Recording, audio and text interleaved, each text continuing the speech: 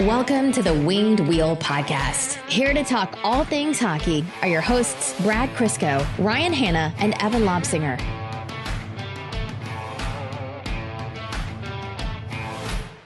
Didn't take long for the first Seider reverse hit, and then the second, and then the third. And then I think we got up to 5 or 6 by the end of the night.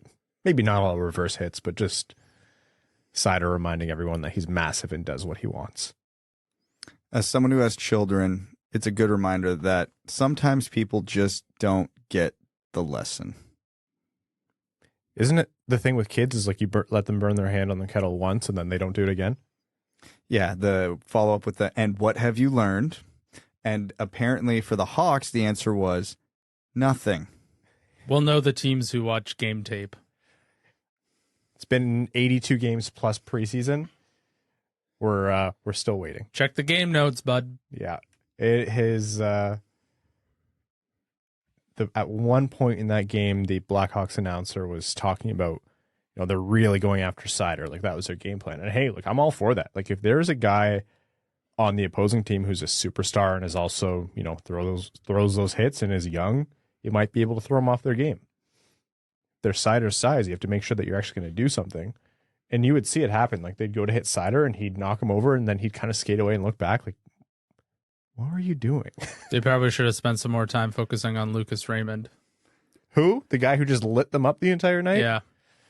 Man, it's preseason, but felt good to beat Chicago. That was the inverse of the game prior against Washington, where I have legitimately never seen a more uneventful game in recent memory. Ryan, your table's attacking me. Did you just get stabbed by a little bit of wire? Yep. This is going well. This is great so far. Yeah, and I am already sweltering. How about you guys? I just played hockey, so I haven't stopped sweating because I am not an athlete. I had a shower in there, too. After beer league? Listen. Ryan, for the love of God, you got to be kidding. That is I drive First of all, no, you have the worst style. I haven't even seen you play, but it's the picture that you paint of your gear wear is terrible. You probably wear your undergarments to the rink.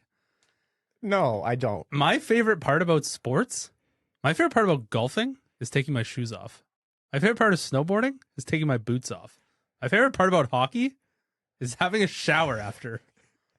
I don't even like the activities Dude, you're I so undertake. weird. You're so bizarre.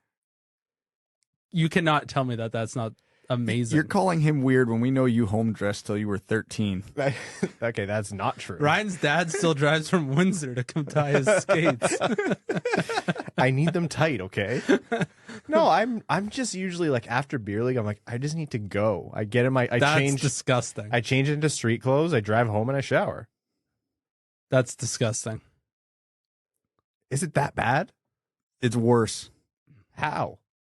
We need to Ew. put out a poll of people who, I mean, there will be a lot of people who won't admit it, but people who shower after beer league at the rink and those who go home. I just don't think every rink's shower facilities are good. None of them are. I would say almost zero of them are good. They're all bad. You just get your gear off. You get in 2 minutes before you run out of hot water. You get that last little brush of cold. Now you're awake, dry off, have a beer, go home. Like, that is the routine that every beer leaguer signs up for at the beginning of the year. All right, listeners, I'm walking into a fire here, and I know I am. But You're throwing out a life preserver.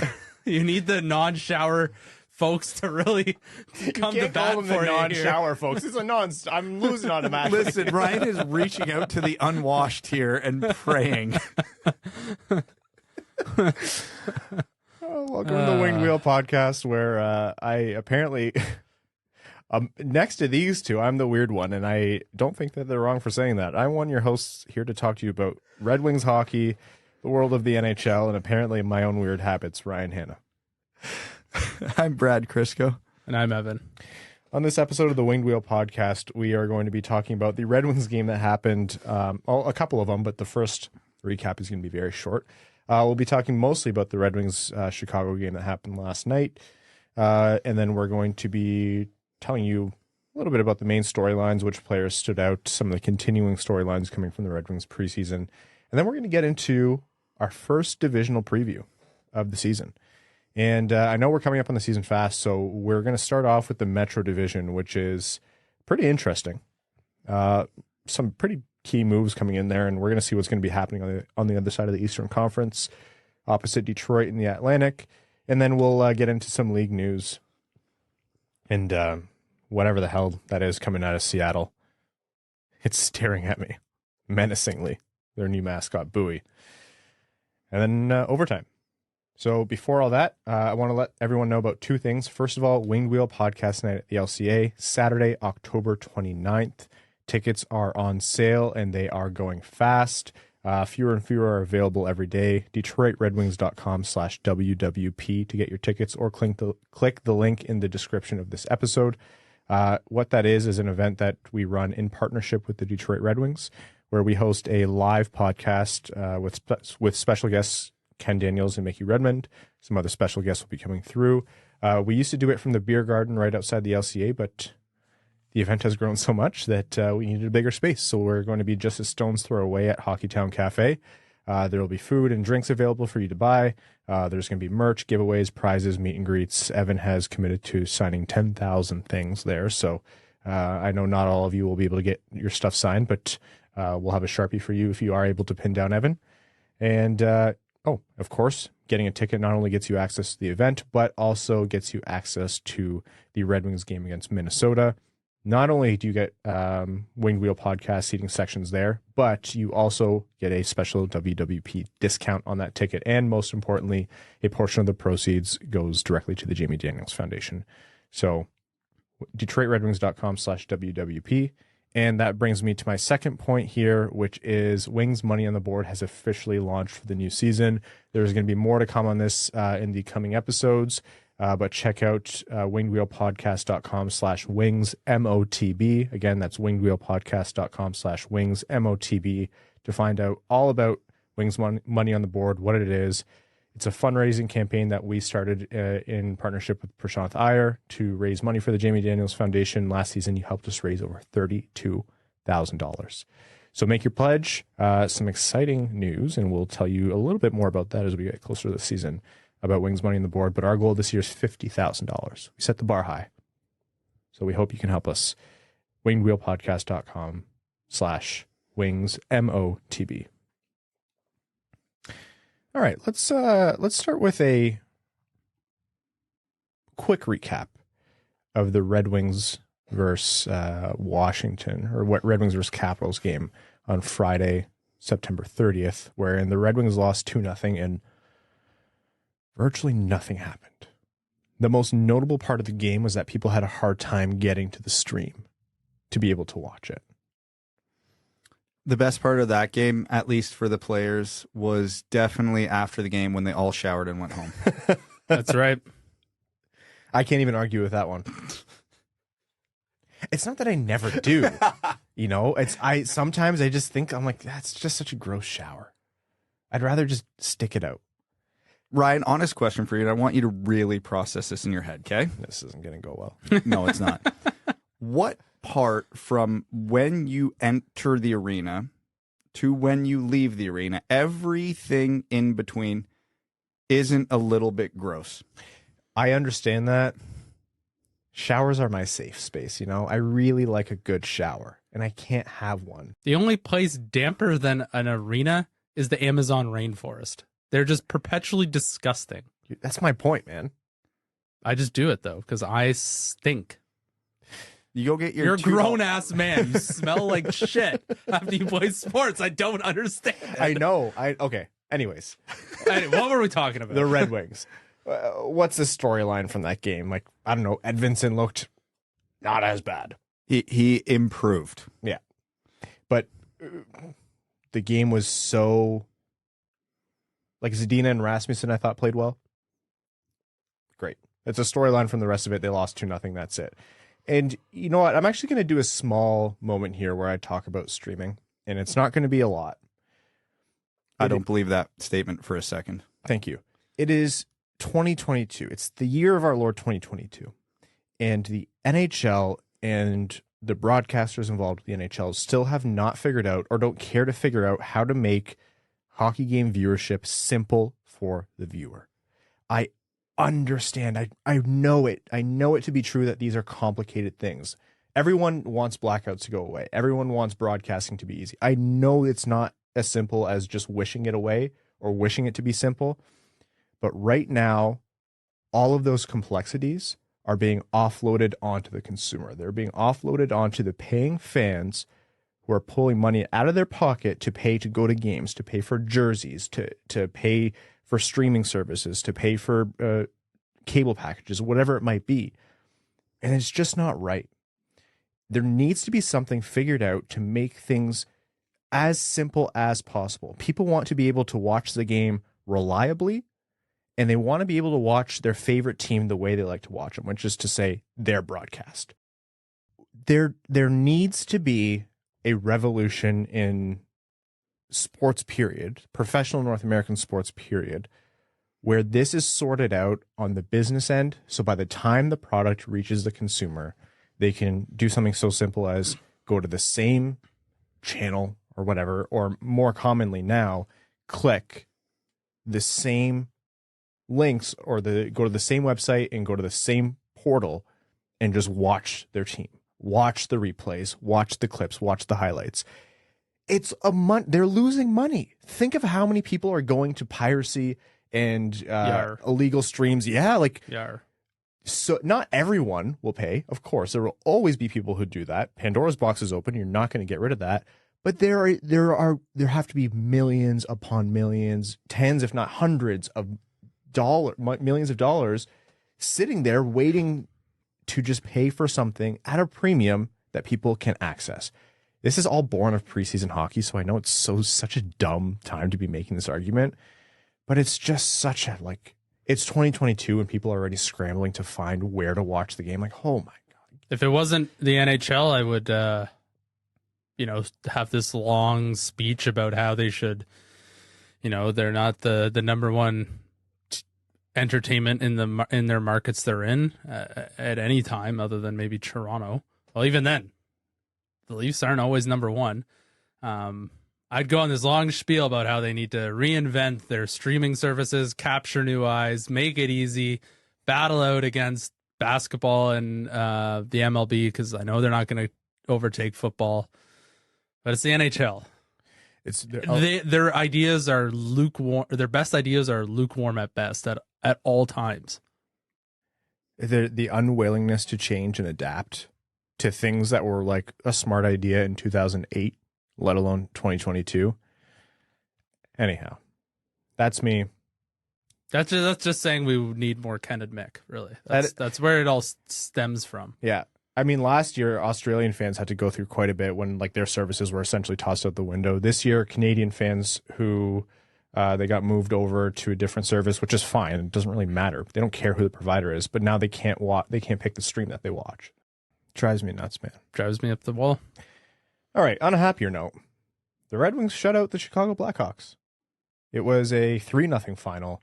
And man, I know that was Chicago's not a full roster, and I know Chicago's full roster won't be very good this year. But that was a thumping, and it felt good. That was closer to their full roster than any NHL roster should feel like. But yeah, no point of that game felt particularly close. There was no more than a few minute stretch where it looked like Chicago had any momentum. Alex Stalock had one of the best games I've ever seen a preseason goalie have and still get a loss. Oh, he kept them in it for so. It should have been 4-0 by the time the third period came around. Yeah, and it was 0-0 going into the third. So, in preseason, you really don't care about results. So I didn't care that Stalock was making all those saves because I was just happy to see key Red Wings players and prospects generating those chances, because 9 out of 10 times they're going to go in, because you're not going to have a goalie on a heater like that. But it was another good sign, because a lot of key players on the Red Wings that you wanted to see have a big preseason played very well that game.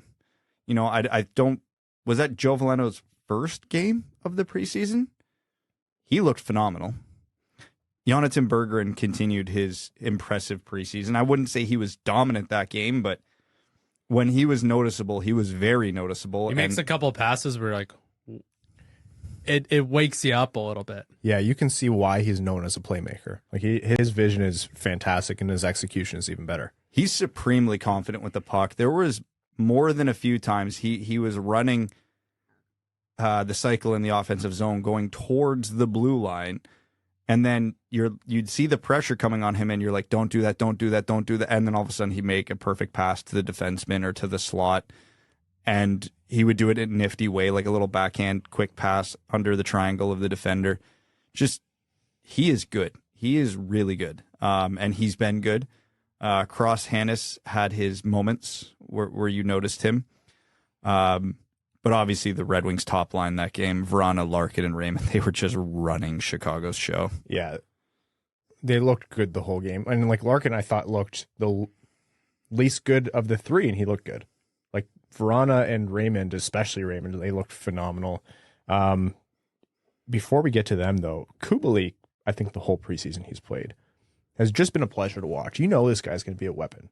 As long as I think he's given the tools and the ice time to shoot, I really think what he's going to bring to this Red Wings roster is going to be something that they desperately needed last year, which is someone who just has the raw, natural ability to have and fire a dangerous shot from pretty much anywhere. And is he going to be scoring every game? No. But he's got a 30-goal season under his belt, and I could definitely see in the right conditions with the right teammates him approaching something similar again, or at least from the tools I've seen. I think a complete game package is something that remains to be seen. I don't know how he's going to fare in that regard. I'm hopeful, but this harks back to the conversation I think we had last episode. Like Kubalik and Zadina have made for some pretty interesting conversations about what's going to happen in Detroit's top six, or that third line is going to be way better than we thought it would be. What's been the theme so far? Depth is key. And when you have your depth players outperforming their slot, again, it's only preseason, take it with a grain of salt. But, I mean, this is the audition to see who plays where in the lineup. And, yeah, I guess you phrased it properly. It's going to make for some interesting decisions. Before the goals started to come in, what was happening was Seider, and because it was the Chicago feed, so we didn't get any replay. It wasn't even actually acknowledged on air. Seider laid a massive reverse hit on someone. It happened just at the edge of your screen, and you have to listen so closely to the replay, but you can hear the guys, like the air leave his chest. If you've ever been hit that way on the ice, you have no control over that sound. That is just your soul leaving your body. And that was Seider with the puck, dished it, and reverse hit, and it's like, well, they didn't watch the tape. And then the broadcast acknowledged that the Blackhawks were going hard after Seider, and they showed it on a clip where someone went hard after Seider, and he did run into him real hard. Seider knocked him over, and they were just kind of trying to hit Seider at every opportunity. And at one point, I'm like, you know what? That's not a bad strategy. Like I said at the top of the show, like not a bad way to go about trying to get in a guy's head. But by the end of it, they were pulling themselves out of position to finish checks that did nothing to this massive kid who was just smiling with his Calder trophy, laying them out. And then the announcers were calling for like a Seider penalty on just like a basic. Well, one of them was. Yeah. Patrick Sharp was just basically like. Sharp was like, no, that's not a penalty. Seider was just shoving guys over left and right. He essentially spent the whole game bullying the Blackhawks, which was fun. And it was very obviously torment for the Blackhawks and for the announcers. So good game on that front. But Jonathan Toews is not the Jonathan Toews of old. There's someone else in that body, because it is not the Jonathan Toews I remember as a Canadian. No. He had a very terrible turnover. It may have been to Lucas Raymond on the Vrana goal, and it was horrendous. It was beer league level. If you're a Blackhawks fan, or if you're a team like, I don't know, I think Colorado's been rumored wanting to trade for Toews, you have to hope that this is him just not giving a lot of effort. He wants out of Chicago at this point. He knows his time there is done. But let's get to that goal. So Lucas Raymond stole the puck to set up Jacob Vrana for the one-timer, and it was just like, so I think it was Kyle from Winging to Motown on Twitter said, like, that reminded me of Datsuk. Like, just willed that that goal into existence. Stole the puck, and I think off of pretty much 2 Blackhawks, stick-handled, had a hook on him, fought off the stick check, put it over to Vrana for the one-time goal, which was automatic. Yeah, steal, turn, battle, backhand pass, goal.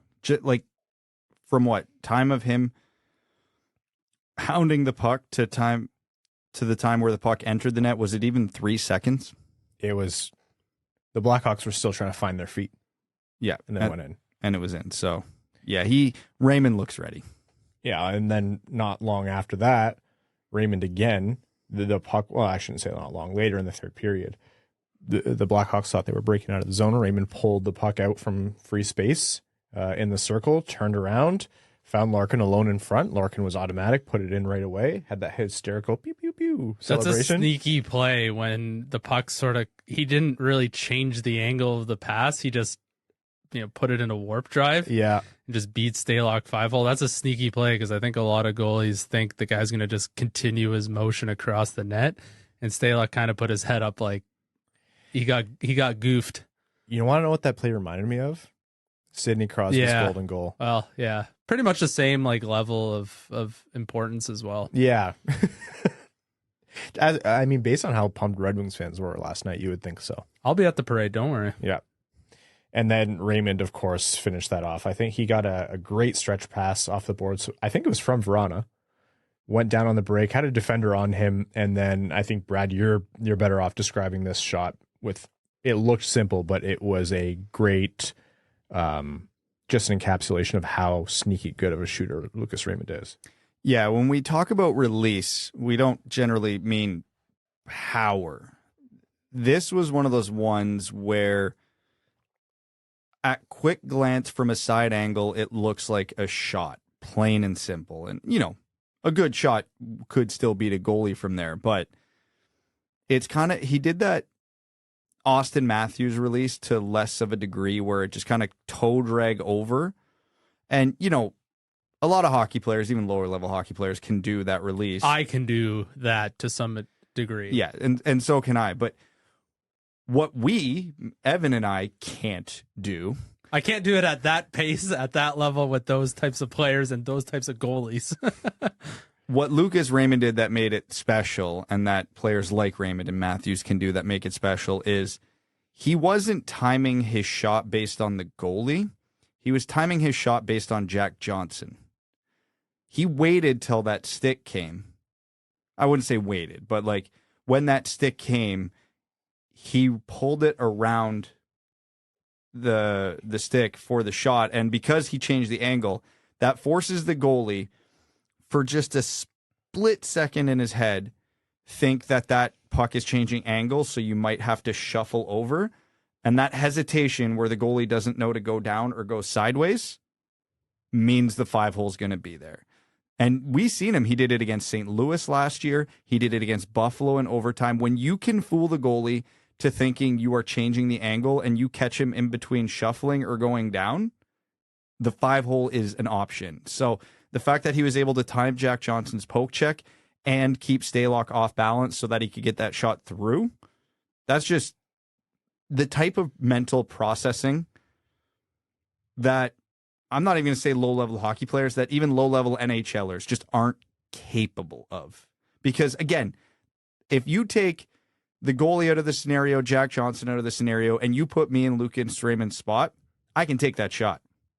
But I can't do it with such timing and precision that he did. Because there's a good chance I shoot that too early, Stalock makes the save. I wait too long, Johnson knocks it off my stick. Raymond has done this a lot in the NHL now, where he can just time that pinpoint. Yeah, I couldn't even get the shot off. So kudos to you two. That'd be right into Jack Johnson's stick. I'd make Jack Johnson look like a Norris candidate on that play. Maybe Jack Johnson should pay me part of his salary. That's right. Yeah. Get him a podcast sponsorship. That's right.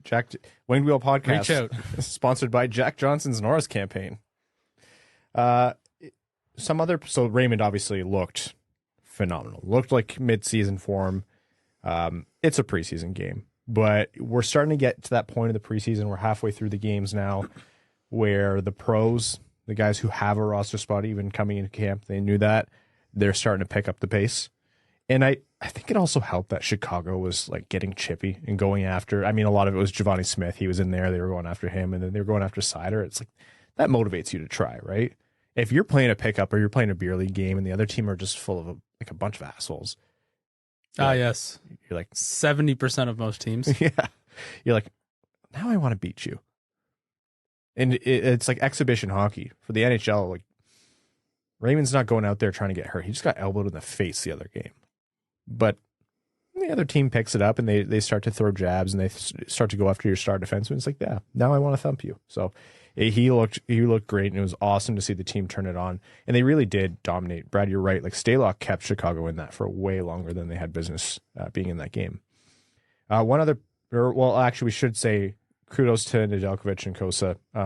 Ned played most of the game, had that Lord of the Rings mask, which I love on the back. And then Cossa came in third, but solid the whole way through. Just a good combined shutout for those two. And Joe Veleno, you wanted to talk about. He trimmed up a bit. He's fast. He mentioned, I think it was Carly Johnston said, he mentioned that he dropped from 215 to 207 pounds because he felt too heavy on his skates. Don't we all? My God. I also feel too heavy on my skates. I've got a couple cinder blocks in my skates. Yeah.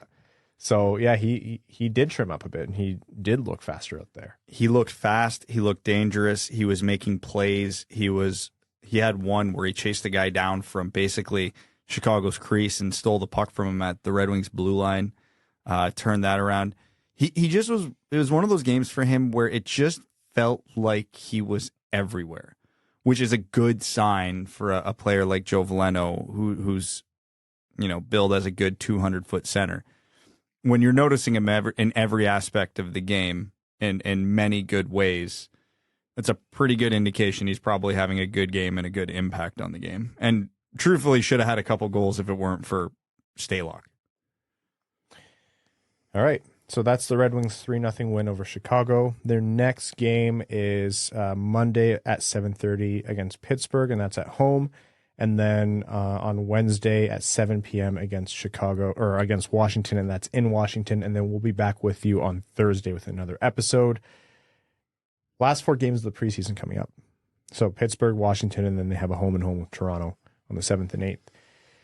We are getting into the point where more cuts are coming and where roster decisions are going to have to start to be made. So, you're going to think about Soderblom, you're going to think about Berggren, you're going to think about Edvinsson, and some of those will be later than not. They'll leave some of those to the 11th hour, but yeah, we're getting into that time where we're going to start to see not only what the Red Wings roster is most likely to look like, but we're also going to start to see more games like what I think we saw against Chicago, which is the everyday roster players are going to come in and work their butts off and play as if they're NHL ready because they're ramping up to the season.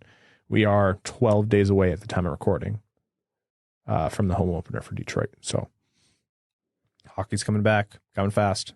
Absolutely. Okay. We are going to actually one other thing. Anyone else nervous about not seeing Bertuzzi yet? Getting there. I know it's early, and I know there's no point in aggravating a complicated thing like a back, or presuming it's a back, this early in the preseason. But I'm starting to feel an inkling of, I really want to see Bird out there. Yeah, he's appeared in a couple of the Wings social videos, appearing no worse for wear. So hopefully it is just precautionary. And, if he does have a flare-up, truthfully, he should not play in the preseason. If he does, it last or second to last game at most. Just because even if it takes him a game or two in the regular season to catch up, he's still too valuable to risk it. So yeah, I'm getting there just because we haven't heard any updates yet. Yeah. There's probably no cause for concern, but I think I'm just eager to see Bertuzzi back. I'm eager to see how Bertuzzi and Kopp fit into this lineup too. Presuming those are both top 6 players, which I think, unless they really want Bertuzzi to elevate a third line, that's what's going to happen. But they are both going to come off injuries of various degrees, and I'm excited to see how Kopp fits in, and I'm excited for Bertuzzi to maybe have new line mates or, less pressure on him to being part of the only scoring line or one of the only productive forwards. So, yeah, I think I'm just eager to see a full cohort of Red Wings. All right. Plenty more to come, but before that, I do want to tell you that this episode of the Winged Wheel podcast is proudly brought to you by NordVPN. Are you missing out on a game or your favorite show because it's not available in your region? Let me introduce NordVPN. Using NordVPN and a click of a button, you can watch and browse as if you're elsewhere in the world, making sure you never miss a game and can watch whatever content you'd like. No need to travel across a continent or oceans for your favorite team when NordVPN brings them right to you. With over 5,000 server options, no game or show is out of your reach. Using the link nordvpn.com/wingedwheel, you can receive a huge discount on NordVPN's cybersecurity 2-year plan plus 4 free months. We all love to binge, but privacy is a big deal too. NordVPN keeps your information encrypted so you never have to worry about your IP or location getting out. They've also doubled down on keeping you safe with their new threat protection feature. Say goodbye to intrusive website ads and malware. Even if you download an infected file, threat protection kicks in and deletes it before it makes a mess of your computer. Don't forget, there's no risk to you with their 30-day money-back guarantee. Give it a try, and if you like it, great. If you don't, they'll issue a refund, and you can pretend the entire situation never even happened. Check out our special link, nordvpn.com/wingedwheel, to get your subscription started today. So the Red Wings are in a very tough Atlantic division, but I also think the Metro is interesting. I think the Eastern Conference in general is a lot tougher, or at least on paper, than what the West might be this year. But the Metropolitan has been a mishmash of teams that have been hanging on to being very competitive. Some teams who have had great teams on paper, but haven't been able to put it together. And some teams who have turned it around in short order, I think like the New York Rangers. So I'm really curious to see where everything's going to fall this year. This is our Metro Division preview, where we take an early look. So a lot of this is subject to change at the teams in the the Metropolitan Division. Let's start with the Carolina Hurricanes. What kind of offseason did they have, and what are our expectations for them? They kind of acquired Max Pacioretty. Tore his Achilles. Briefly. They picked up Brent Burns for almost literally nothing.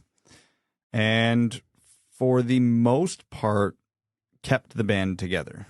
They really didn't downgrade other than losing Vincent Trocheck. So the big question for them is Kotkaniemi going to be able to step up and fill a more prominent role at center? I mean, they paid a heavy premium for him to do it, so this is his put up or shut up year.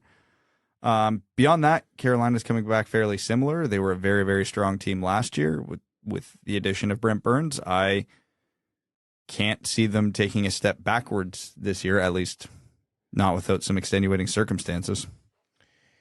Yeah, the loss of Pacioretty's tough. They acquired him for nothing, though, so it's not a downgrade on last year. No, but he would have been great to play with Aho. Right? Oh, it would have been phenomenal. And it still will be. I don't think he's out for the entire season, so he might be back in time for a playoff push. They really need Kotkaniemi to be a solid contributor down the middle for them. I think that's going to be a lot of what their potential success comes from this season.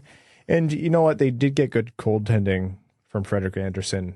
As long as they continue to do so between him and Antti Raanta and that. They have Paul Stastny as well to sort of insulate. Kotkaniemi? Yeah. I forgot they signed him. That one came so late in the offseason. Yeah, that was I forgot that he was without contract and also playing to a degree.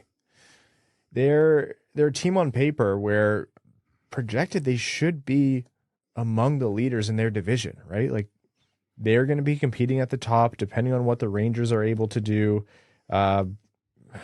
Pittsburgh, I think, is their only other real competition there.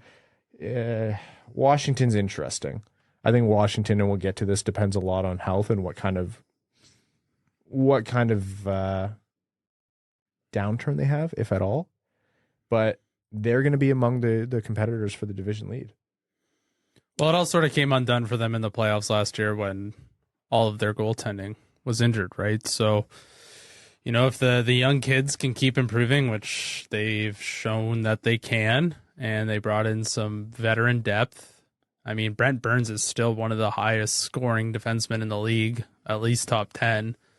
So it's it's relying on the young guys to continue to get better, which they clearly show that they can. And they brought in guys who've, I wouldn't say Brent Burns has been there, done that, but he's been in the league long enough that, you know, you can look at that guy and be like, he knows what he's doing. So it allows the young guys to get a little bit more confidence when you insulate them with veteran players like that. Seth Jarvis is also one of the most overlooked rookies last season and young players coming into this year. If Seth Jarvis had a full year of production like we saw from him, he would be, I think, much higher in people's minds. He's kind of in Matt Boldy tier for me in that regard. That's another player who I think was overlooked in his rookie year. But he's going to be a force to be reckoned with as well. And, you know, I think Andrei Svechnikov is another player who has done well over there, but there's this sense that there's just another level to him to unlock. And I think he knows that too. And you kind of see it in his play. I don't think we've seen the peak Andrei Svechnikov yet. No, he's going for the backhand lacrosse this year. Yeah. Because too many other people are doing the actual the Michigan goal. So he's going to switch it up. Maybe he'll do like the whole Zegras flipping it over the net, but he's going to do it to himself and tap it in. Instead of wrapping top corner, he's going to somehow beat the goalie 5-hole. Yeah. Seth Jarvis got 68 games in last year. Yeah, he played a full season. He just really cooled off in the second half because he came out of the gates pretty hot. So he gets a full year of production. Not too dissimilar to what happened to Lucas Raymond last year, just to a bigger degree. But yeah, he's probably a pretty good candidate for 60-ish points this year, I would think. All right, let's move on to the next team, which is came with one of the most funny and unexpected storylines of the season. Signing Eric Goodbranson? Yeah, that's right. That's right. Weird signing. Anyhow, Columbus Blue Jackets. Jarmo Kekalainen's team, somehow the victors of the Johnny Gaudreau spoils, to everyone's surprise. I don't necessarily have them as a team that's going to be ultra competitive in that division. I don't have them completely out of the mix, but they would be one of the longer shots to be in the mix, I think, for a true wild card spot. But yeah, Columbus obviously brought in Johnny Gaudreau, and that's the biggest highlight for them. They also, like you mentioned, brought in Eric Goodbranson on a little bit of a strange deal. They're a notable team. They are. They lost Alex Texier for the season due to some unusual circumstances, we'll call it. I mean, their goalies should be better than they've performed recently, so, you know, they might not be the worst candidate to see a bounce back there. God knows what you're ever going to get from Patrik Laine. You almost forget he's in Columbus, but, you know, if Johnny Gaudreau finds something in him, if Johnny Gaudreau can't unlock something in Patrik Laine, I don't think anyone will. Yeah, exactly. We've seen a very good version of Patrik Laine in Columbus, though. It's just the consistency for me is... It's not there yet. But yeah. He's the most... I'm so glad we don't have a Patrik Laine because he would drive you nuts. We did. His name was Anthony Mantha. I was just going to say, if Mantha has not scored at the pace that Patrik Laine has. He can go cold for like 50 games and then in 1 month have 30 goals. Yeah. Mantha did not have the highs of a Laine, but also did not have the lows of a Laine. Did you hate Anthony Mantha? Boy, do we have a player for you. Yeah. The other thing that Columbus did, and I know they needed to make cap space or whatever, but the Bjorkstrand trade is still driving me insane. That was terrible. Good move for Seattle. They picked him up for a third and a fourth, but Bjorkstrand is a much better player than a third and a fourth. And you don't know what the dealings are in a back room, and you don't know what the situation was at the time. Look how quickly the environment switched on the Gaudreau signing. So I'm sure Kekalainen was working with what he knew, but I just can't help but look back on their offseason and think they could have made a way to keep Bjorkstrand. He would have been a very big positive player for them. But I know how. Don't sign Eric Goodbranson. Yeah, what was the Goodbranson deal? It was 4x4 or something like that. 4x4, yeah. It's not ideal. No, man, yeah, he's just one of those players. I don't know. We've spent all offseason talking about how the numbers hate Sherratt, but it's not necessarily a bad signing, even though it's not our favorite. So maybe there's more to Goodbranson, but definitely was interesting. They also locked up Laine for 4 years at 8.7 per year. So I mean, they believe in him. They also have Cole Sillinger, who looked very good at times last season. Kent Johnson as well. Yeah, who will be coming into his own. I like Jack Roslovic too over there. I don't think he's been great. He's a guy who wants to be there, which matters. The old Buffalo story. Nobody wants to be in Columbus. So a guy that's from the area wants to be there, has some filthy hands. Columbus has some very interesting pieces. I don't think they're going to be very good. But who's their number one defenseman, Evan? I have no idea.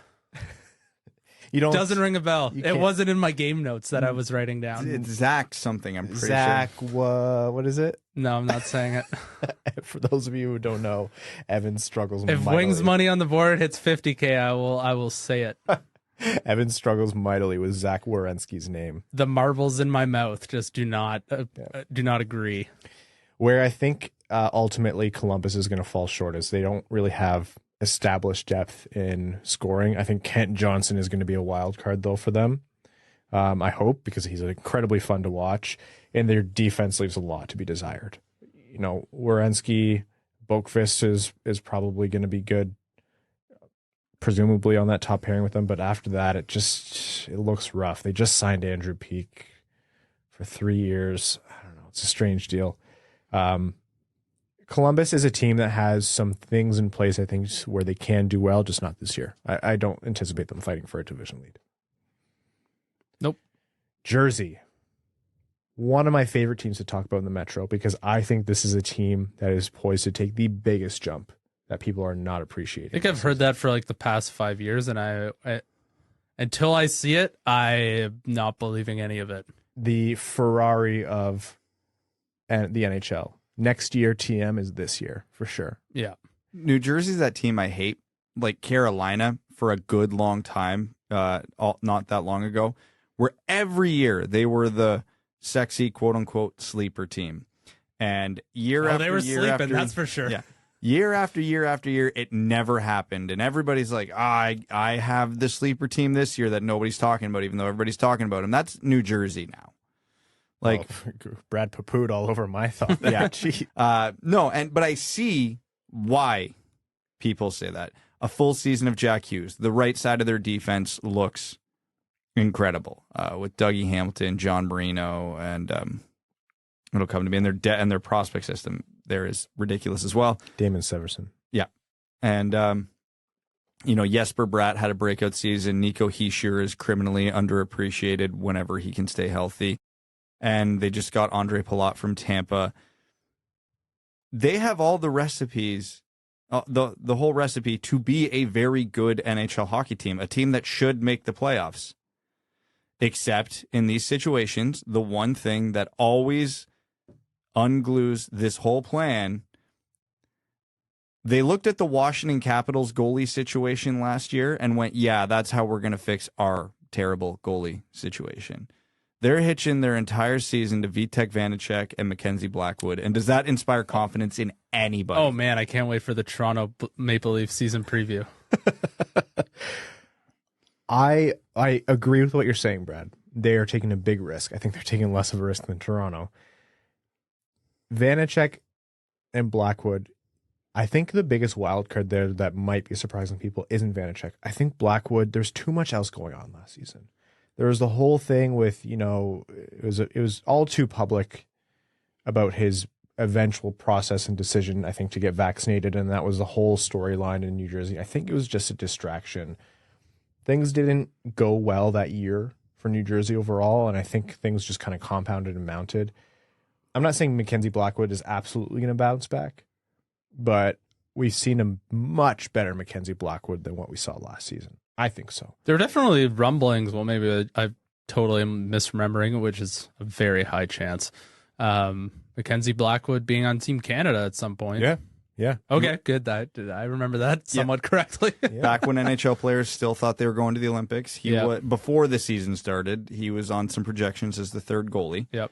One, because he had a pretty decent year before that, but two, because Canada has a shocking lack of depth in net. Yeah. As is tradition. Yeah. So, I mean, I'm not saying either of them or both of them won't or can't be good, but neither of them were last year.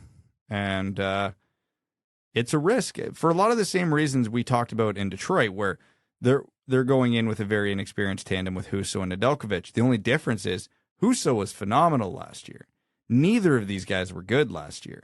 So they're expecting a bounce back from one of them, which, I mean, a team looking to take a step forward is risky because, again, New Jersey's roster, I really, really like. They're young, they're talented, they're deep. They should be good. I know it's not exactly a hot take, but I think Jack Hughes is only going to get better. That contract is only going to age even better. Between him and Heischer, like, that is a fantastic top two centers to have.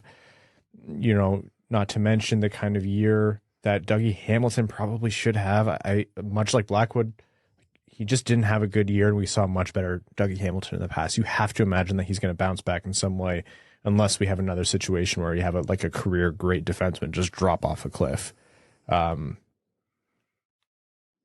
I think it's not a guarantee, but I think New Jersey's. I would put them in the fold for the playoffs in the Metro, very, very firmly in the mix at the very least. I mean, I agree with you, but that's because in the Metro on a whole, I think everybody's in the playoff mix but Philly.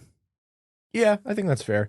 I guess it's not insane to think of that for Columbus. I don't know. I don't really believe in the depth in that roster. I see much more firepower with New Jersey. I mean, they almost, like, they didn't almost make the playoffs. They were pretty comfortably up, but they were, the 9th or 10th seed last year, and then they added Johnny Gaudreau. Yeah. The New York Islanders. Lou Lamoriello's team. Are we going to bet against them? They had a lot of... I will. Yes, I absolutely will. They had a rough year last year, having to start the first, 13 or 15 games on the road. It's hard to come back from And that. then they got back to home and were still bad for large parts of the season. Yeah, it's a tough way to start. I think... Well, it's a good thing they made a bunch of additions to really address the lackluster team that they had last year. They brought in Romanov. Yep, that'll do it. Problem solved. Rebuild is over. They traded for Romanov, and I hate everything happens all in the same day for them. It's so funny. But yeah, there weren't a ton of I think another big subtraction is no Barry Trotz, right? It's got to be. Yep. People have been singing Lambert's praises for years, so you have to hope that he does well, or you have to imagine that he at least has a good chance to do well. But until a coach does it, TBD. Yeah, you never know. It's the same thing. Like, we can all be very excited about Jericho Lalonde in Detroit, but until he comes in and makes a big difference. We're excited about Jeff Blashill. We were excited about Jeff Blashill. We were so young and naive. But how high was Jeff Blashill on the handsome coaches list is why. The memes per 60 list? Oh, man. He would have been way up there.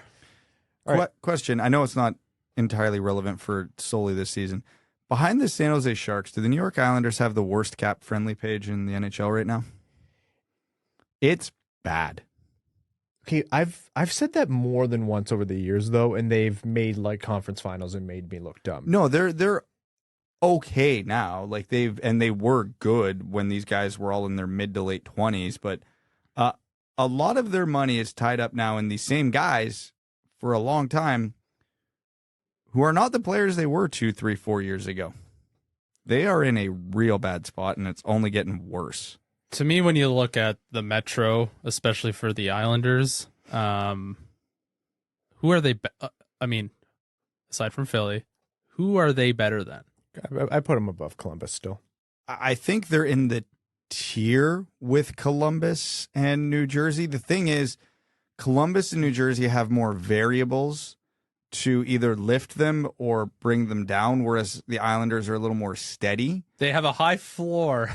I mean, and the Islanders have probably the most criminally underappreciated goaltender in the league, in Ilya Sorokin, who is phenomenal. Sorokin and Semyon Varlamov, who honestly could start on a lot of teams, I feel. That's a top 5 tandem in the league comfortably. Elliot Friedman talks a lot about this. The Islanders get a lot of calls on Varlamov, and they don't deal him because they know you need 2 good goalies to be competitive. And there are teams who want him for the same purpose that the Islanders are using him for, which is to back up your superstar starter. And there's teams who want him to start for their team. I would not be surprised if Kyle Dubas called Lou about Varlamov for Toronto. The fact that they have Varlamov, Barzal and Brock Nelson's not a bad 1-2 punch down the middle. Pulak and Pelech, fantastic top defensive pair.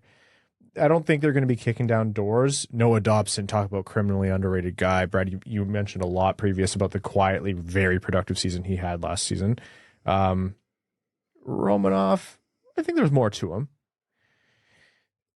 I don't see the Islanders, the floor falling out beneath them. Brad, big picture here. Like you said, their cap-friendly page is harrowing.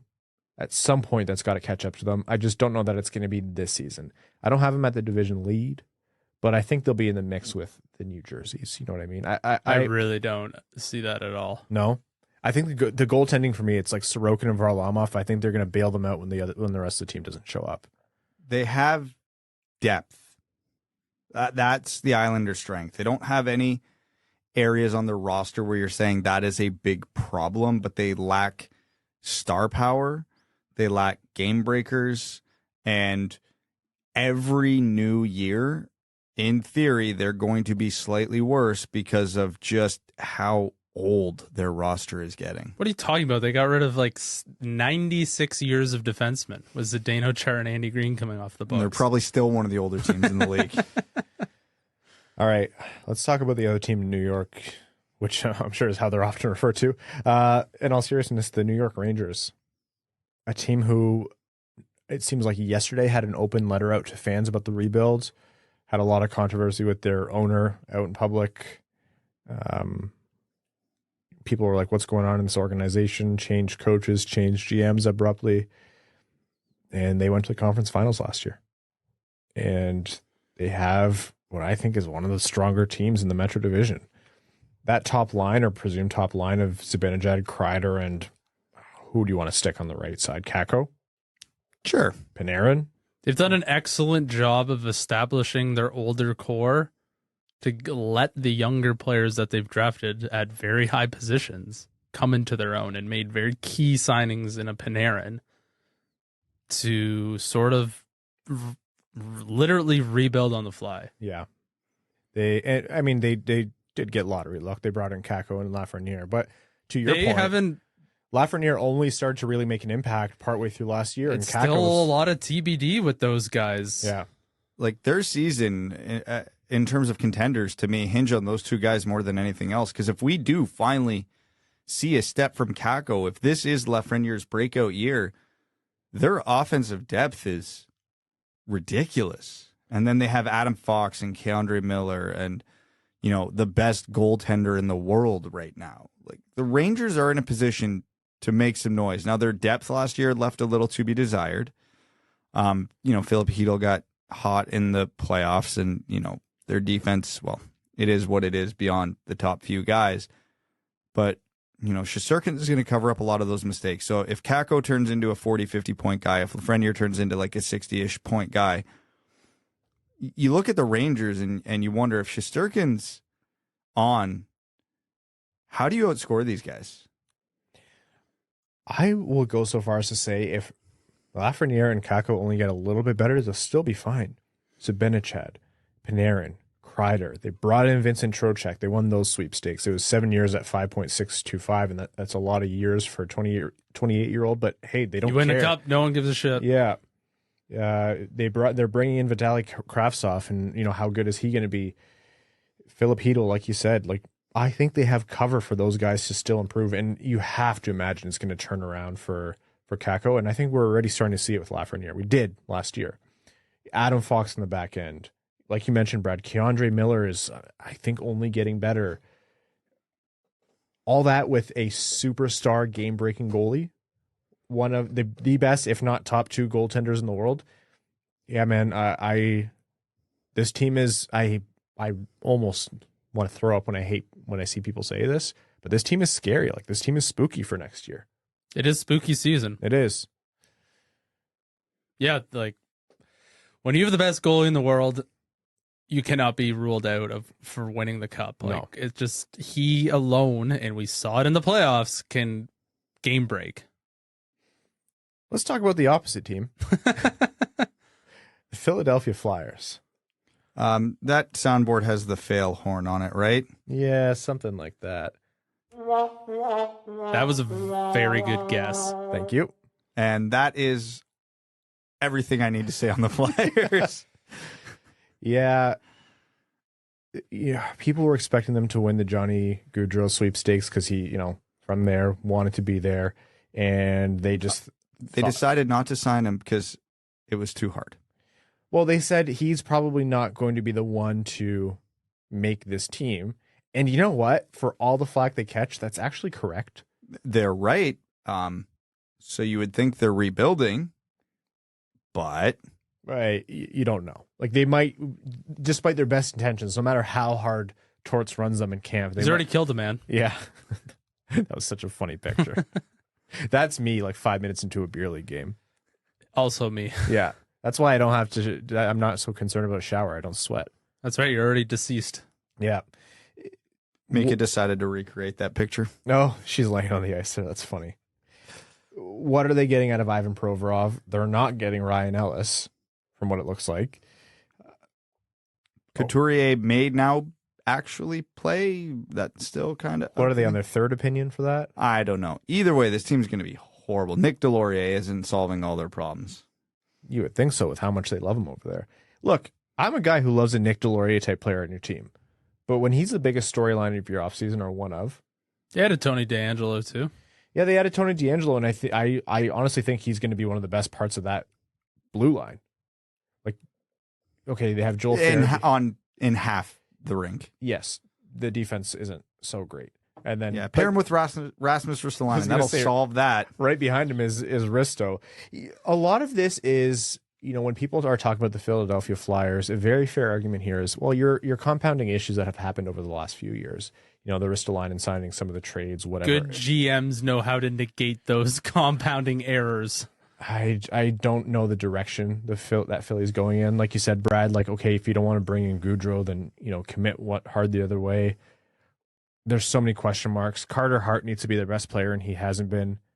He was better last year, but I mean, look around. Well, at least like a team like Philly, they benefit from having like a veteran captain who's been around, like Claude Giroux.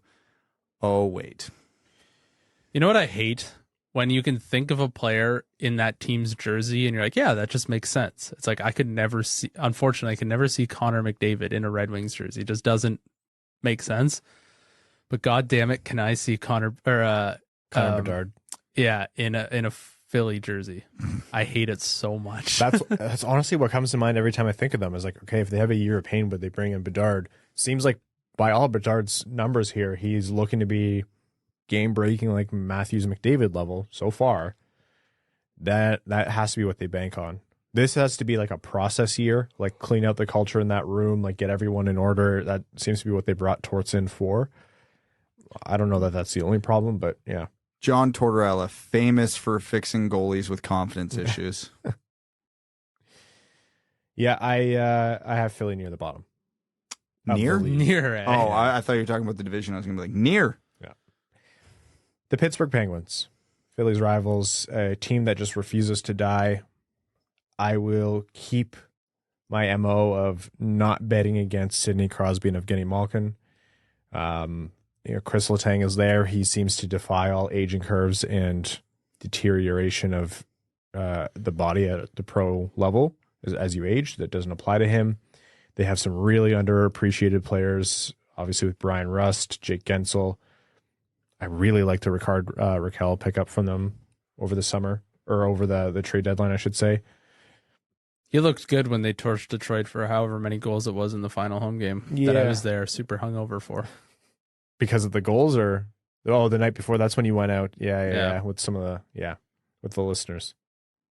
If you're a patron, you get access to a version of Evan that Brad and I don't even get to see. Not anymore. Yes. All right, what do we feel about the Pittsburgh Penguins?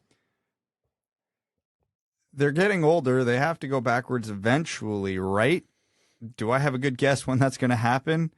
Well, as the last 3 years have taught me, no, absolutely I do not. Evgeny Malkin's daughter had a Stanley Cup on her birthday cake. Pittsburgh all in. They're winning the cup. Good for him. If Malkin puts the cup on his child's cake, they're winning. I agree, Brad. At some point, it's got to turn downwards. But by all indication, Crosby, Malkin, Letang can't be bet against. Tristan Jarry, if he plays as he can and often does, that's a team that's going to be competitive. And you know what? So often we've seen the Metro shake out where it's like over the course of the year, it's like Carolina, whoever else near the top. And everyone kind of just overlooks Pittsburgh, and they're always there. But their A squad got shit kicked by the Red Wings B team in preseason. So therefore, this is the year they missed the playoffs. Yeah, they're washed. I don't know if it was a tougher division. I think maybe, yeah, they could be challenged, but I just don't know that it is. I have Pittsburgh as maybe a surprise near the top, honestly. Would that even be a surprise? Yeah, I guess not. A true surprise near the top, maybe it would be the Washington Capitals. Interesting team. What's going on? They got a goalie. They do? Darcy Kemper, who, despite many people thinking he was just mediocre in Colorado, and to be fair, it wasn't the greatest playoff run we've ever seen from a goalie, but he's been a very good goalie in the NHL for about 4 years now. Like he was putting up huge numbers in Arizona not that long ago. Arizona. So you got to think he'll have a good year. Nicholas Backstrom's injury is honestly the biggest wild card for the Capitals this year because they still have Mantha, Oshie, Ovi, Kuznetsov, Carlson, much like Pittsburgh, getting older. So who knows when that's going to catch up to them. But the no Nicholas Backstrom's a big X factor for them. And again, is this the year they decline? I don't have a good feel for it. It's coming. It's going to happen eventually. But I think the Ovi chase is going to keep them motivated so that they'll at least, still be at worst a playoff contender to the very last day. Tom Wilson's also out to start the season. Right. Everyone's favorite villain. Yeah. I think for me, for Washington, it's going to be they cannot get in a hole early with those two notable injuries. Because I really don't think Washington got worse. Like they got a little older in terms of just the calendar turning over. But adding Darcy Kemper is filling the position of need that they had. And yeah, for me, it's just they can't let those two injuries set them back so far at the start that they can't overcome it to make the playoffs. I like the Strome pickup as well. Which one? Dylan. Is that the good one? Yes. Okay. Yeah, we'll never remember. Yeah, he was a guy who we talked about for the Red Wings. Like maybe they'd pick him up coming over from Chicago. Will probably play down the middle for them. Can also play, I think, on the left wing. And yeah, they're not world beaters, like you mentioned. Like they didn't make a lot of moves to say that they're going to get like immensely better, but it's not easy to be missing Backstrom, one of the more underappreciated playmakers of his generation. But yeah, as long as they have Kuznetsov, Ovi, Tom Wilson, don't forget about Mantha over there. Who knows what kind of season he's going to have. TJ Oshie.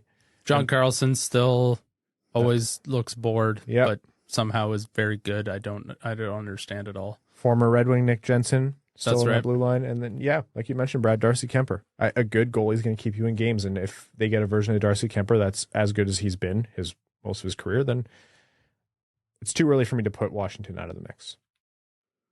Okay, time for some predictions. Your standings. Let's just skip Philadelphia. Is that what we're doing?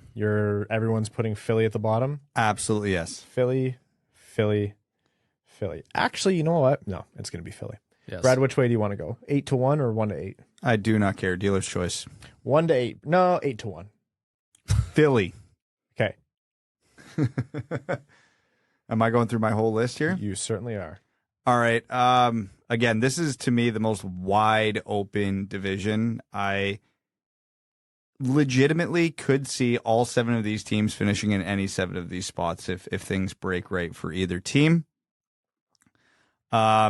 That all being said, I'm going to go with the Islanders here. Okay. I don't like their roster. They're getting older. It's got to go. Of all the teams primed to fall back, it's probably them. They got boosted by great goaltending and great coaching last year. If Sorokin takes a step back and Lane Lambert isn't Barry Trotz, it could be a rough year. I mean, this is the year they make me look silly and finish first in the division. But, I'm getting ahead of it by saying division's wide open. 6, I'm going to go New Jersey. As good as I think they are, I can't buy into that goaltending tandem until I see them do well. I'm just going to assume they're not.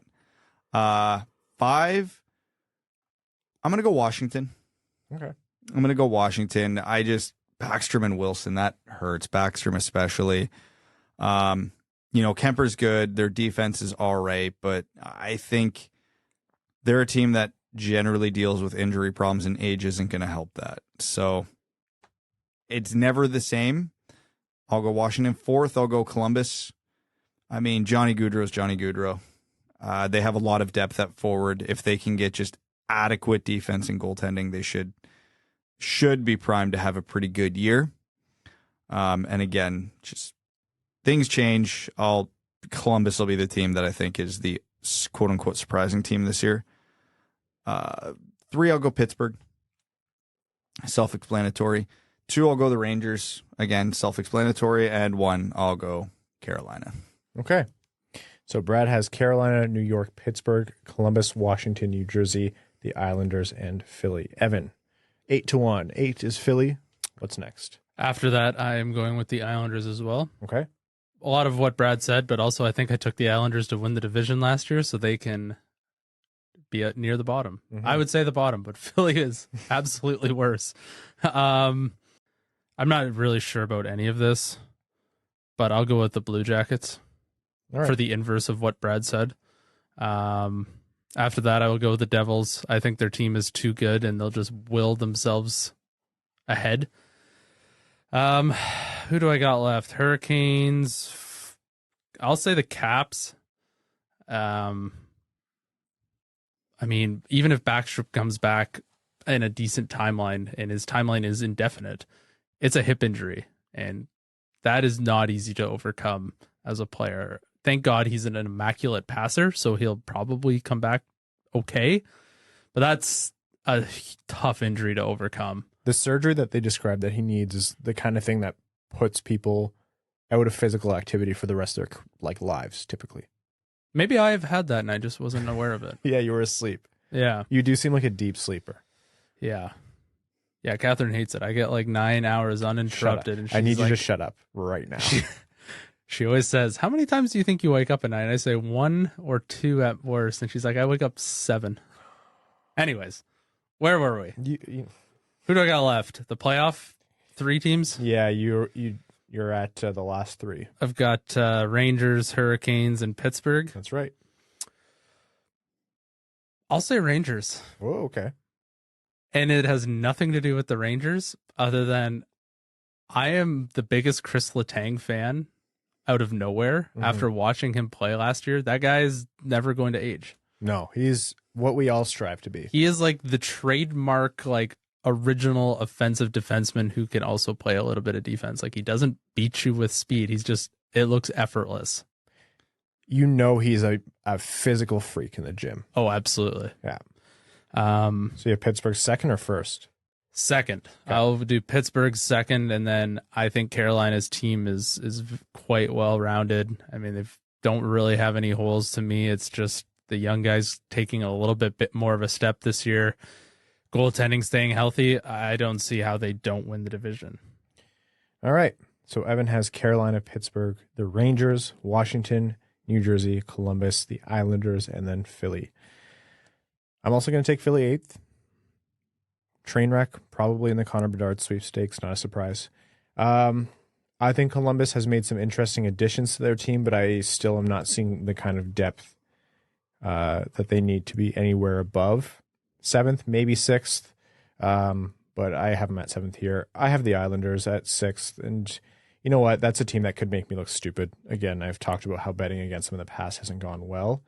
You can bookmark the Islanders into the playoffs now that we have all predicted them to not. As is tradition. And then I am going to, take a leap of faith. And this is probably going to be the team that pushes the Islanders up when I'm wrong. But I'm going to say New Jersey does turn it around, and they're better than what they were last season. They have too much low-hanging fruit in front of them to correct in terms of goaltending. And their young players and the very important young players and the addition of Plot are only going to make them better. I have New Jersey 5th, and I would not be surprised to see them higher. But now that I said that, like you said, Brad, they're going to finish near the bottom. Washington 4th, and when I talk about New Jersey maybe going higher, they would be at the expense of someone like Washington for the injuries that these guys talked about. But for now, as it stands, they do have a significant amount of firepower on their team, and I have belief in their goaltending as well. The top 3 I feel pretty confident in, though. I have Pittsburgh 3rd. You don't bet against Crosby, Malcolm, Tang. I don't know that it's enough for over an 82 game season, those guys to be going all out and, be not only just staying healthy, but committing wherein that they're going to finish at the top of the division. But I think they'll get there to the playoffs. I'm going to have Carolina second. Carolina is probably the favorite to win the division. They're just still, to me, a young team in a lot of ways that is finding their form. And I know it's been a long time for them, but it's not a quick process in the NHL. And I still think that they have to kind of figure that out. How's Brent Burns going to fit in there? If Pacioretty comes back, when is it? Is it just in time for the playoffs? Are they going to get the same kind of goaltending from Freddie? It all remains to be seen. But I think they're pretty reliably near the top. And then didn't they win the division last year? Yes. And then I have New York winning the division because I think the New York Rangers are only going to further capitalize on all the things that went well for them last year. And I really am a big believer in what Lafreniere and Kakko can do. Even if it's half as much as they should, I think that'll be a big boost to the team. So my final standings are New York, Carolina, Pittsburgh, Washington, New Jersey, the Islanders, Columbus, and Philly. If you like to bet, just pick the opposite of what I did. Pretty much, yep. Congrats on your money. Well, you and Evan had the exact same 4 playoff teams as last year. No. Well, it's because nothing ever seems to change in the NHL. No. Us trying to pick hot wild card picks or like our hot takes in the NHL just changing at a snail's pace. Yeah. I kind of picked Columbus just to change it up in some way because in the salary cap era, do you know how many times in either conference the same 8 teams made the playoffs in back-to-back years? Once. It hasn't happened. You know what? That's actually very believable.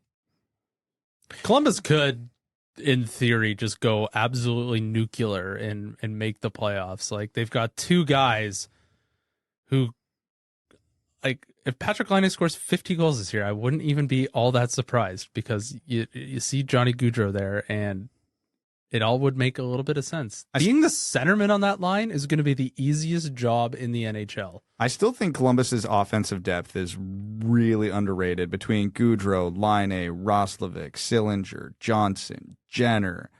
I'm definitely forgetting somebody important there too. Like if only Ryan had it up to help you out. Yeah, Nyquist. Like they're going to be able to roll 3 dangerous lines. And anything in the NHL, like every night it's almost a coin flip on who's going to win the game. So if those 2 guys go nuclear, I really do think they could make the playoffs. Nuclear. Oh my God. Jakub Voracek, who put up like 70 points last year. I completely forgot he was still in Columbus. The Philly diaspora is so funny. What the hell does that mean? I don't speak good, Ryan. It's like it's when people like leave their homeland en masse. Okay. Yeah. Yeah, okay. Maybe I should read a book. Yeah.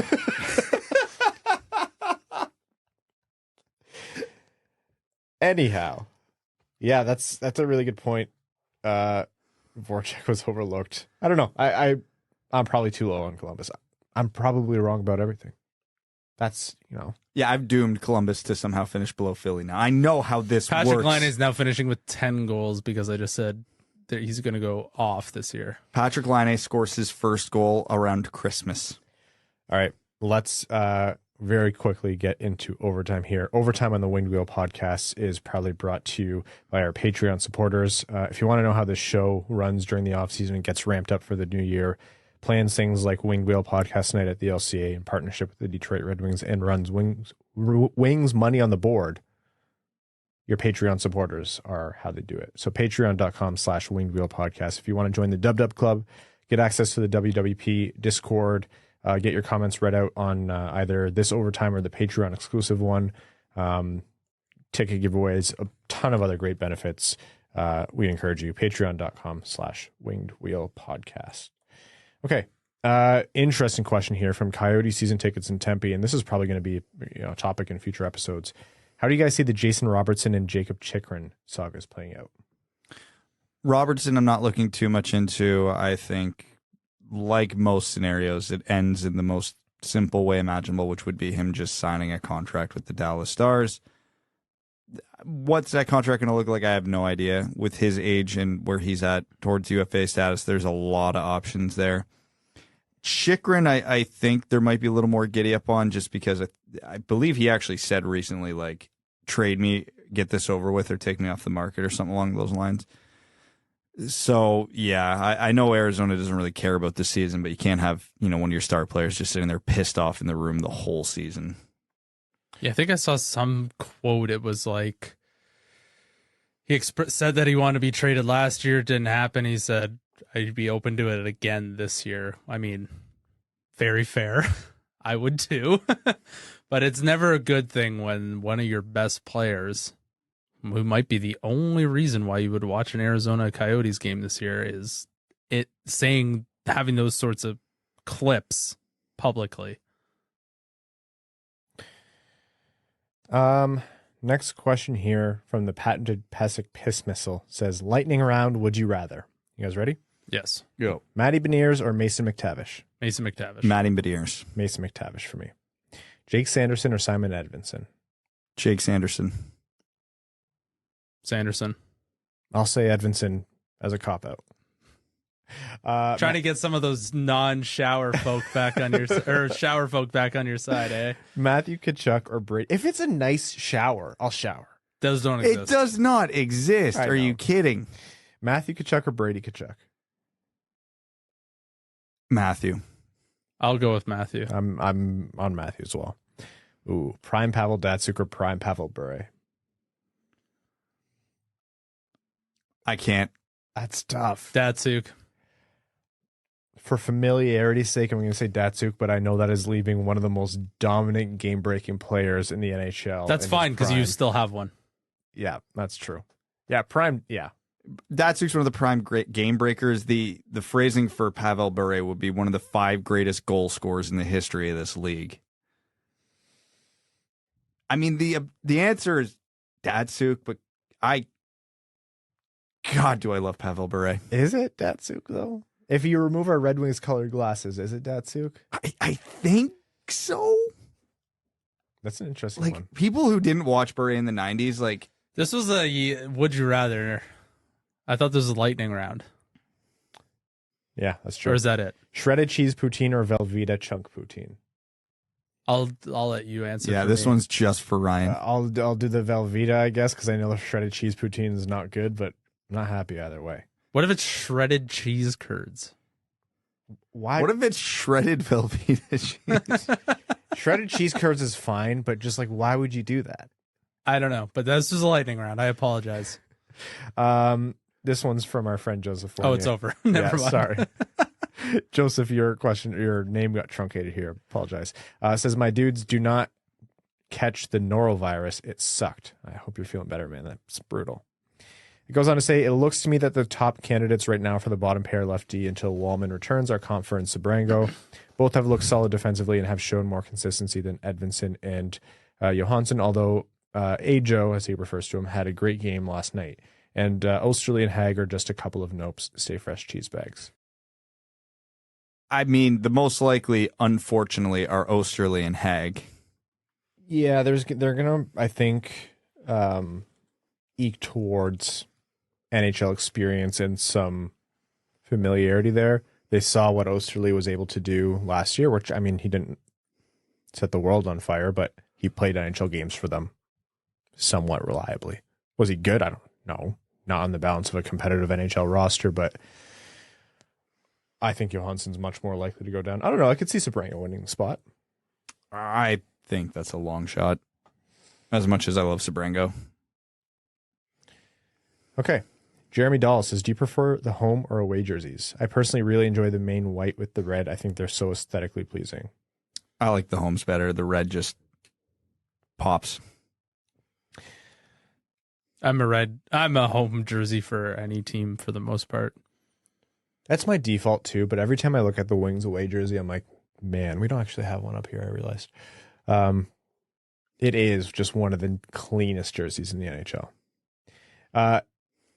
Did you guys see, well, you both saw the picture that And I'm Eric posted on Twitter? That was ridiculous. was Brad or Evan and I in turtlenecks. The longer I looked at it, the funnier it got. Evan and I in turtlenecks in front of a fire with a cat between us that also had a turtleneck on. To the right of us was a Brad Crisco framed Allura Rocks jersey. Yes. To the left of the television was a framed picture of Brad holding a cat with a super zoom on the cat, and on the TV behind us was William Hung from American Idol. It was real. It was real. That's How'd just they get Evan's, that picture? Yeah, that's just Evan's living room. That was No words. There are no words. Eric has a question. Given that Smith is likely an afterthought, where does our raw physicality come from up front? We have guys that have grit, tenacity, and can be aggressive, like Burt Pronin, Zadie's nuts. But who's our physically imposing player that other teams will be wary of, like Probert, McSorley, or Brashear? Or do we just let Mo and Sherratt beat the piss out of everyone and hope that's enough? That's the answer. The age of the goon type, whatever you want, it's done. It's over. You can't have those guys anymore. You just can't. You need to be able to play 4 lines. Yeah, I don't really have a better way to explain it. It's just you can't. You're better off not. All right, time for a couple more here. C-Nods says, hey, Winged Wheel Podcast, I think even if you score on a delay penalty, you should still get the power play. The delay is not the same advantage as a full penalty and would lead to more offense. Also, on all bench penalties, the opponent picks the person to sit. Imagine getting to sit Seider or Hedman when they have too many men on the ice. What do you think? Take it to the rules court. The first one, yes, absolutely. That's a no-brainer. I have no idea why that's not a rule. The second one, I'd have to put more thought into it, but I'm intrigued. Generally, when you can have the other team handpick players, there's just some sort of a fun, chaotic energy to that. Oh, the NHL's definitely not doing that then. No, never in a million years. No. Yeah, I'm in favor of both, but yeah, I think the NHL would only I think even the first one would be too radical for the NHL. And scoring goes up and players get paid more. We can't have that. Yeah, no, absolutely not. Okay, time for one more here. Joseph Barry says, hey boys, wondering what your opinions are about Detroit maybe offer sheeting Jason Robertson. Do you think it's worth it? Or does it not make sense for the Wings to do it? And if the Wings do sign him and Dallas doesn't match, how much does that increase our chances of maybe making the playoffs this year? The amount of money you would have to pay him for Dallas to not match is not even going to be close to worth it. Dallas is in pain, though. If it's a long enough contract. They have so many ways to get out of it, though. Yeah, the salary cap is fake. They get rid of Khudobin, they trade another guy, they buy a guy. They could do it in a heartbeat. You'd have to pay him $11 million to the point where Dallas doesn't want the player for that price, which would be insane. It's better off for Detroit to help Dallas make cap space. If they didn't have Husso, I'd say, yeah, take Khudobin for them. Okay, we're going to wrap up and record our Patreon exclusive overtime. It's a little late here. So here's our schedule coming up. We have Thursday this week. And then the Red Wings season preview is not coming on next Sunday, so it's not a week from today. It's a week plus a day. So the Red Wings season preview is coming on Monday, October 10th. So our next 2 episodes are on Thursday, then Monday. So just so you're aware. Again, get your tickets to Winged Wheel Podcast Night at the LCA, DetroitRedWings.com/WWP, and check out the Wings Money on the Board campaign to help us in our goal of reaching $50,000 raised this season for the Jamie Daniels Foundation. Visit wingedwheelpodcast.com/wings, MOTB. We'd like to thank all of you for tuning in. All of our listeners, new and old, the sponsors of this episode, NordVPN, all of our patrons, our name level sponsors.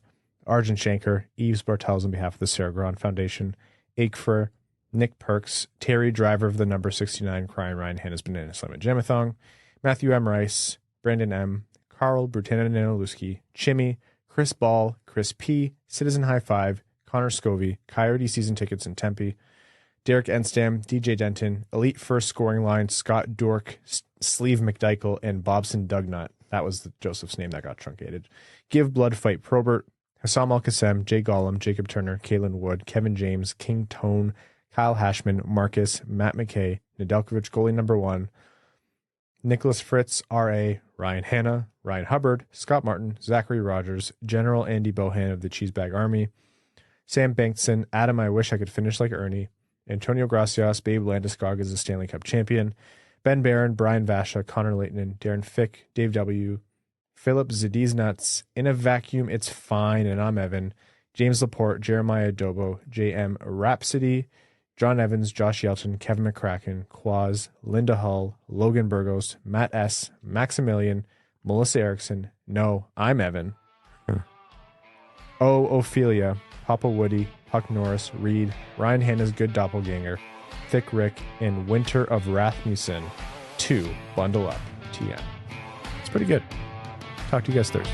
Thanks for tuning in to the Winged Wheel Podcast. Be sure to check out wingedwheelpodcast.com, where you can subscribe to the show on iTunes, Spotify, or wherever you get your podcasts. You'll also find links to other ways to support the show, such as Patreon, official podcast apparel, and more. And don't forget to follow the show on Twitter at Winged Wheel Pod. And of course, the hosts at Brad Crisco, at Ryan Hanna WWP, and at Hockey Town Evan.